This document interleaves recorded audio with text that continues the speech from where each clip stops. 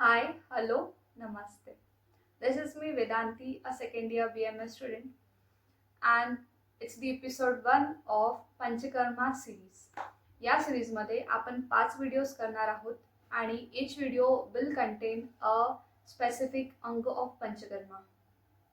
आजच्या सिरीजमध्ये आपण व्हॉट इज पंचकर्मा आणि सुरुवात त्याची करणार आहोत. So let's begin. या So Panchakarma. Panchakarma is the procedure of removing toxics from your body, from like the cleanliness of your body, mind and health through Panchakarma. Yeah, Panchakarma contains 5 main अंग ज्याला आपण पंचांग म्हणतो. वमन, विरेचन, नस्य, अनुवासन बस्ती and निरुह Basti are the 5 main अंग of panchakarma. आजच्या व्हिडिओमध्ये आपण वमन बद्दल बघणार आहोत. वमन वमन हा वाढलेला पित्त दोष आणि वाढलेला कफ दोष शरीराच्या ऊर्ध्व भागाने बाहेर काढण्याची जी क्रिया आहे याला आपण वमन म्हणतो. साऊंड्स यू राईट, बट ही प्रोसेस फार सुंदर नो नॉट सुंदर बट ही एक उत्कृष्ट प्रोसेस आहे की तुमच्या शरीरातलं जे वाढलेलं पित्त आणि कफ आहे त्याला शरीराच्या बाहेर काढण्यासाठी. एक मेन एक्झाम्पल सांगते. ज्यांना हायपर ॲसिडिटीचे प्रॉब्लेम होते, ज्या व्यक्तींमध्ये हायपर ॲसिडिटीची प्रॉब्लेम होते त्या व्यक्तींनी जर वमन केलं तर त्यांना ॲसिडिटीच्या पिल्स घेण्याचंही काम पडणार नाही, एवढी पॉवर या वमनमध्ये आहे. सो या व्हॉट इज वमन, let's discuss.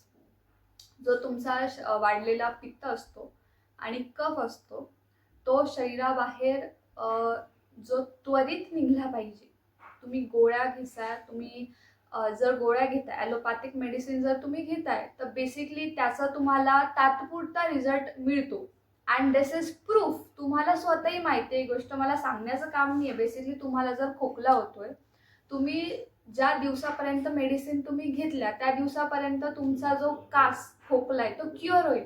But what is the guarantee की तुम्हाला तो खोकला परत होणार नाही? एक्झॅक्टली. सो वमन गिव्स द गॅरंटी की तुम्हाला तो खोकला परत होणार नाही.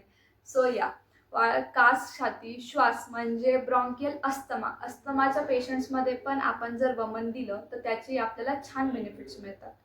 तर वमन आपण केव्हा केव्हा करायला पाहिजे ते आपण बघूया. इफ ओबेसिटीचा पेशंट असेल वमन करायला पाहिजे. ओबेसिटी म्हणजे स्थौल्यता. सेकंड थिंग इज तुम्हाला स्किन डिसऑर्डर जर कुठले असेल तर तुम्ही वमन करायला हवे.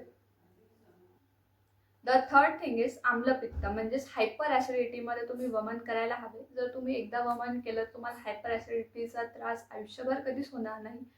तुम्ही म्हणून जर ज्या पेशंटला हायपर ॲसिडिटी नेहमी होत राहते त्या पेशंटनी तर नक्कीच वमन करायला हवे. बिकॉज मेडिसिन्स किती घेसाल तुम्ही, राईट?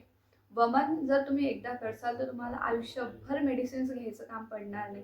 आणि वमन ही जशी प्रोसेस दिसते तुम्हाला, जशी तुम्हाला लाईक EU प्रोसेस जशी दिसते तशी प्रोसेस नाही. This process is under doctor surveillance.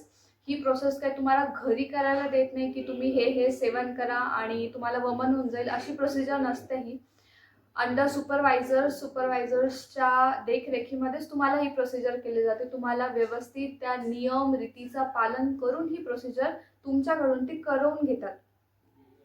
आणि जी गोष्ट एकदम व्यवस्थित केल्या जाते आणि ज्या गोष्टीत एकदम तथ्य असते त्या गोष्टीचे साईड इफेक्ट्स नसतात. तुम्ही जर ती मनापासून गोष्ट करताय, तुम्हाला जर तुमच्या व्याधीपासून तुम्हाला बरं व्हायचंय तर तुम्हाला त्या गोष्टीचे नक्कीच साईड इफेक्ट्स नसणार आहे. तर वमन तुम्ही नक्कीच करायला पाहिजे. ज्यांना पित्ताचा त्रास जास्त होतो त्यांनीही वमन करायलाच पाहिजे. पित्त आणि कफाच्या विकारांमध्ये नक्कीच वमन करायला पाहिजे. डायबिटीसच्या पेशंटमध्ये फिलारियासिस, एलिफंट बाईट ज्याला आपण म्हणतो, त्यातही वमन केलं जातं. पॉयझनस केसेसमध्ये फॉर एक्झाम्पल सुसायडल केस जर असेल, सुसायडल केसेसमध्ये किंवा होमिसायडल केसेसमध्ये जर तुम्हाला पॉयझनस ड्रग जर तुम्हाला कुणी पिऊ घातली किंवा तुम्ही पिली बेसिकली, तर त्याचं जे अँटीडोट आहे, वमन चिकित्सा केल्याने जो विष तुम्ही सेवन केलेला आहे तो विष त्वरित तुमच्या शरीराच्या बाहेर पडतो आणि त्याचे जास्त इफेक्ट्सही तुम्हाला दिसत नाही त्या विषाचे शरीरावर. तर त्याच्यासाठी आपण वमन चिकित्सा करतो. आता आपण बघूयात की वमन कधी नाही करायला पाहिजे. तर इफ यू आर प्रेग्नेंट लेडीजमध्ये वमन करणं वर्ज्य सांगितलेलं आहे. तुम्हाला जर अत्यंत भूक लागलेली आहे तर वमन करू नये.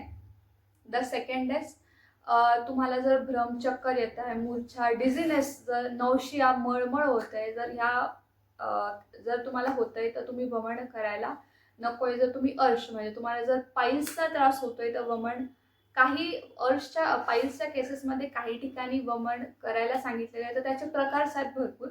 तर तुम्ही जर डॉक्टर्सशी कन्सल्ट केलं तर ते तुम्हाला बरोबर सांगतील की तुम्ही अर्शच्या कोणत्या स्टेजमध्ये आहात आणि तुम्ही केव्हा वमन करायला पाहिजे आणि केव्हा नाही. जर तुम्ही मेंटल स्ट्रेसमध्ये आहात तर वमन करू नका. जर तुम्ही हेवी एक्सरसाइज केली आहे तर वमन करू नका. हेडॅकच्या कंडिशनमध्ये वमन करू नका. सो या, आणि सर्वात इम्पॉर्टंट म्हणजे जर असे भरपूर पेशंट्स असतात ज्यांना भूक लागत नाही किंवा खाल्लेलं पचत नाही किंवा खावंसं वाटत नाही, त्याला म्हणतात अग्निमंदची केसेस असतात. हे बेसिकली तुम्हाला जर भूक लागत नाहीये, तुम्हाला जर काही खावं वाटत नाहीये आणि खाल्लेलं पचत नाहीये, तर या केसमध्ये तुम्ही वमन करायला पाहिजे. का?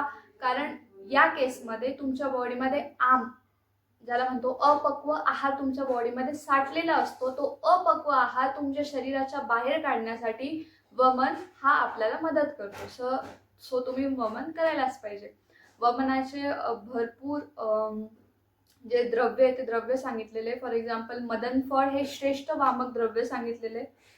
मदनफळ, विदारी, मुरवा आणि एक्सेट्रा हे असे श्रेष्ठ वामक द्रव्य सांगितलेले आहेत. तर तुम्ही महिन्यातून एकदा तरी वमन करा आणि तुम्ही स्वतः त्याचे रिझल्ट्स बघा आणि मला कळवा कमेंट्समध्ये. सो या, let's and the part 1 of panchakarma series. Thank you.